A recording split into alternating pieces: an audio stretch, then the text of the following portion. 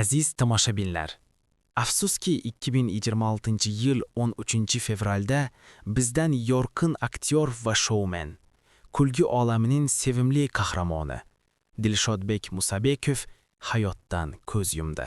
Bu O'zbekiston madaniyati va hazil olami uchun katta yo'qotish bo'ldi. Dilshodbek Musabekov 1975-yil 13-iyulda Andijon viloyatida tavallud topgan.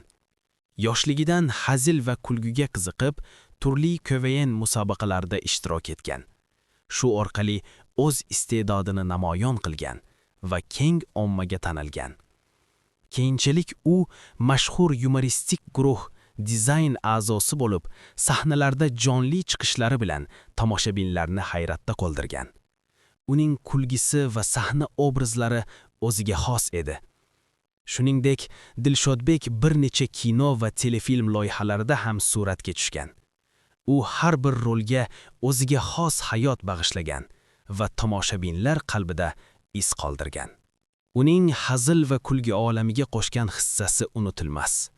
Har bir chiqishi tomoshabinlarga quvonch va iliqlik bag'ishlagan. Dilshodbek Musabekov faqat aktyor emas, balki insonlarni kuldirish orqali dunyoni yanada chiroyli qilgan shaxs edi. Uning sahnadagi energiyasi va samimiyligi har doim esda qoladi. Biz uni eslaymiz, qadrlaymiz va uning ijodini unutmaymiz. Har bir tomoshabin uning chiqishlarini eslasa, qalbimizda iliqlik va quvonch uyg'onadi. Agar siz ham Dilshodbek Musabekovni qadrlagan bo'lsangiz, like bosib, obuna bo'ling va do'stlaringiz bilan bu xotirani bo'lishing. U doimo bizning qalbimizda yashaydi.